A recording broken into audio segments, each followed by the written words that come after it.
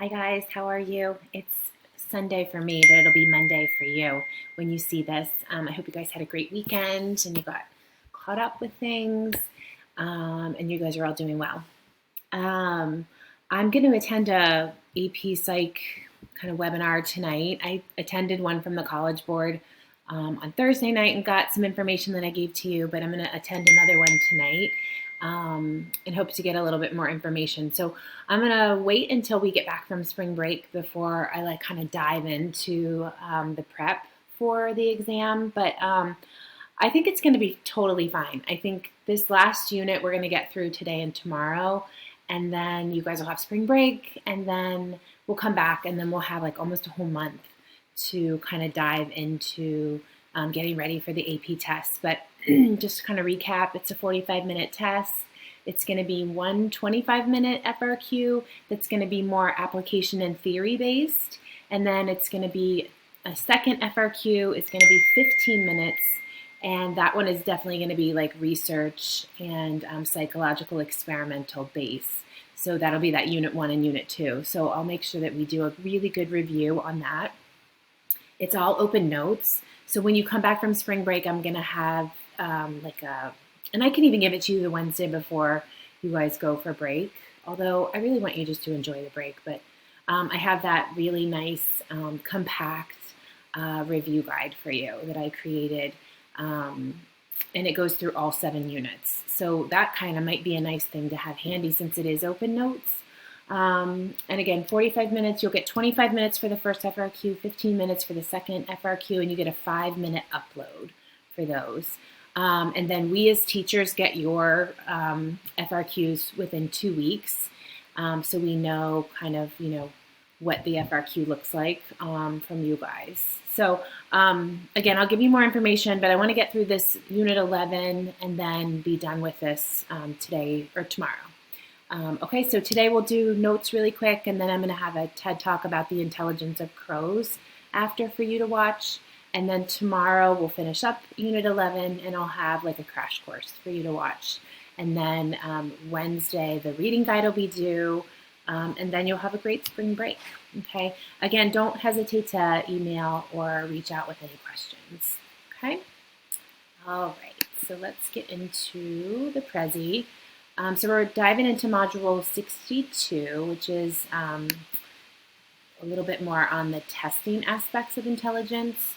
So just to kind of go over the early testing, that is with eugenics, and this is with Francis Galton.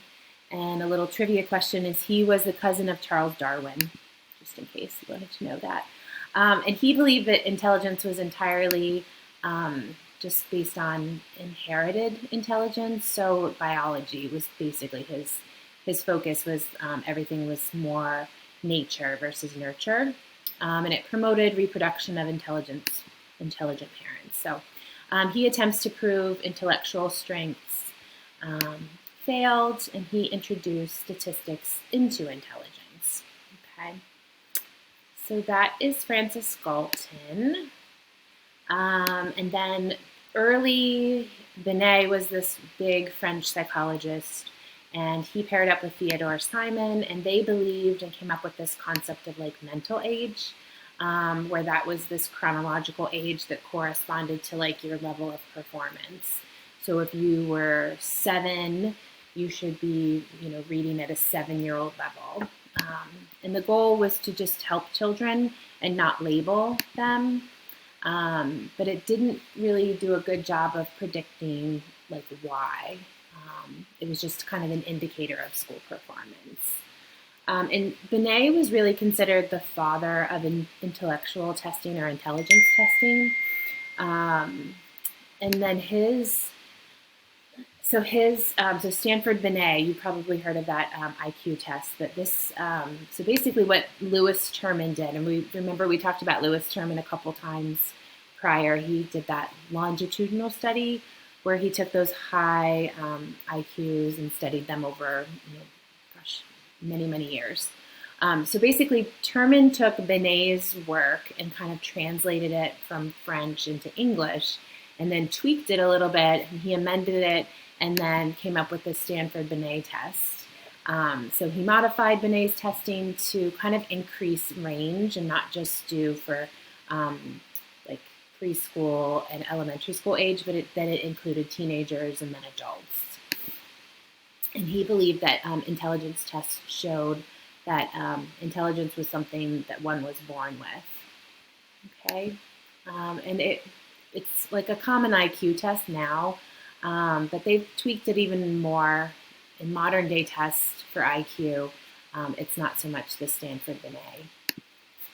Okay, IQ stands for intelligent quotient, and William Stern came up with this, and this was used kind of more like the environment of intelligence testing to derive the concept of IQ.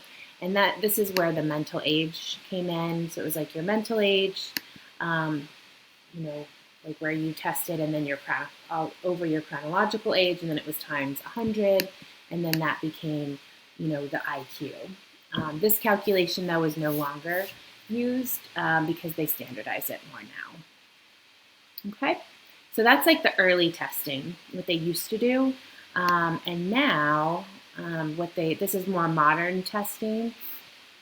So David Wechsler's huge. So he came up with this Wechsler Adult Intelligence Scale. It's the WAIS.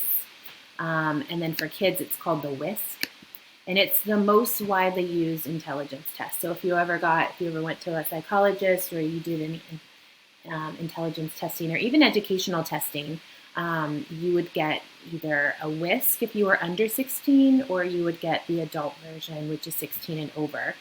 And the goals of it uses like 15 different subtests. So vocab, block design, perceptual reasoning, analytical reasoning. It gives you all these things, and then it generates 4 different levels of scores. So verbal comprehension, perceptual organization, working memory, and processing speed. Okay, and then scores show cognitive strengths and cognitive weaknesses as well. Okay. So low verbal comprehension, but other high scores. So basically what that is it determines if you have any like language or learning disabilities. So if you have this IQ, but then there's this big discrepancy with how you score on like verbal reasoning or verbal comprehension, if you have so much of a significant gap there, that's when they can say, oh, okay, you have a reading, learning disability, processing speed disability, whatever those are. That's how it can be determined from this test here. Okay. And then there's achievement and aptitude testing, and you guys are really familiar with this, having taken SATs and ACTs.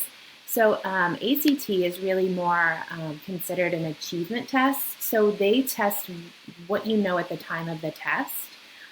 So it's basically what you've learned, so what you've achieved. So this would be like your AP exam that you're going to take.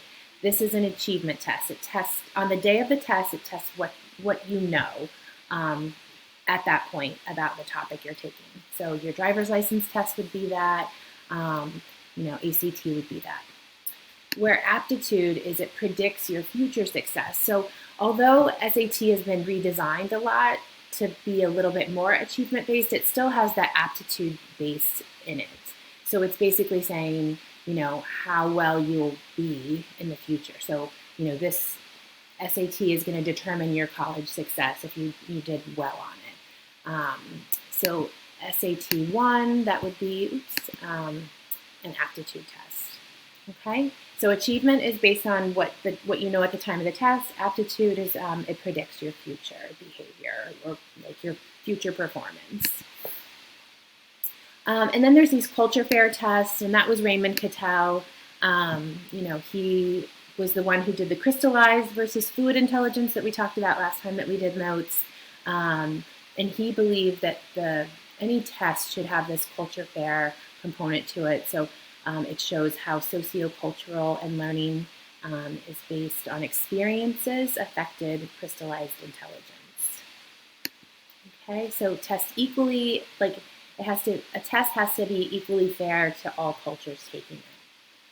Okay, and that was Cattell. All right, and I think that's kind of where I want to stop today. So I'm going to stop here. You guys are going to watch a TED Talk, and then tomorrow we're going to just finish up notes. It might be just a little bit longer, but I promise not too long because we don't have that much left. Okay, so I hope you guys are doing well, and I will see you tomorrow.